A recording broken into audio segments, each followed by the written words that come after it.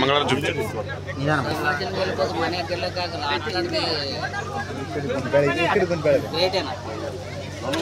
ఎంత ప్రయత్నం చేస్తాం కావాలి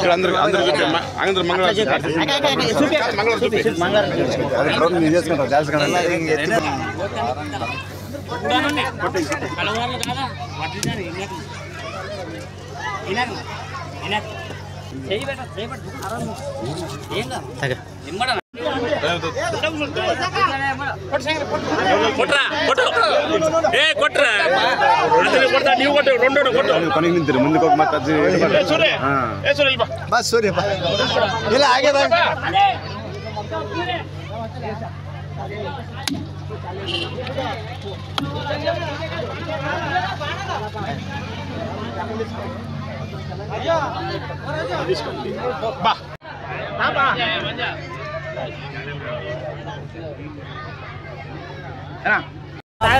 ಯುವ ಮಿತ್ರರೇ, ಜೈ ಭೀಮ್ ಯುವಕ ಮಂಡಳಿಯ ಎಲ್ಲ ಪದಾಧಿಕಾರಿಗಳೇ, ಕಳೆದ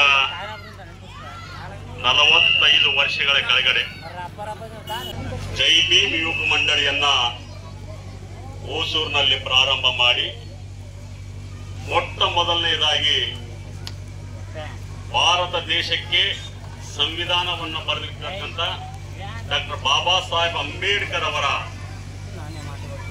ಜನ್ಮ ದಿನವನ್ನ ಜಯಂತಿಯನ್ನ ಆಚರಣೆ ಮಾಡಬೇಕಂತಕ್ಕಂಥ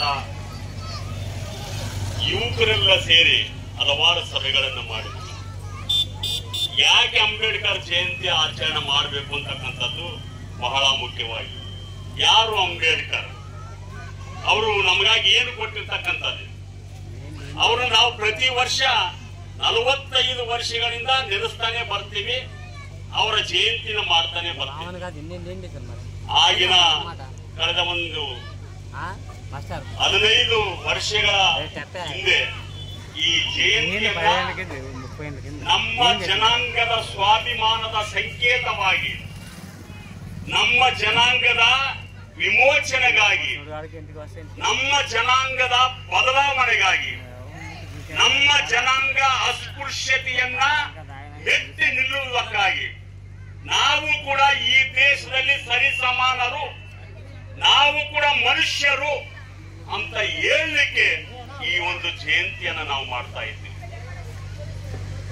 ಇವತ್ತು ಅಂಬೇಡ್ಕರ್ ಅವರ ಆಲೋಚನೆ, ಅಂಬೇಡ್ಕರ್ ಅವರ ಸಿದ್ಧಾಂತದಿಂದ ನಿರಂತರವಾಗಿ ಕರ್ನಾಟಕ ದಲಿತ ಸಂಘರ್ಷ ಸಮಿತಿಯಲ್ಲಿ 30 ವರ್ಷ ದುಡಿದ ನಂತರ ಅದೇ ಸಿದ್ಧಾಂತ ಅಡಿಯಲ್ಲಿ ಇವತ್ತು ಕೂಡ ನಾವು ಇಡೀ ರಾಜ್ಯದ ಕೂಡ ಹೋರಾಟಗಳನ್ನ ಮಾಡ್ತಾ ಇದ್ದೀವಿ.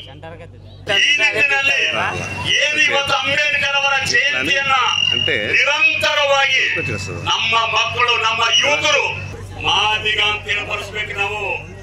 ನಾವು ಕ್ರಿಶ್ಚಿಯನ್ ಅಂತ ಬರ್ಸ್ಕೊಂಡ್ರೀವಿ, ನಾವು ಇನ್ನೊಂದು ಬರ್ಸ್ಕೊಂಡ್ತೀವಿ ಅಂತಕ್ಕಂಥದ್ದಲ್ಲ.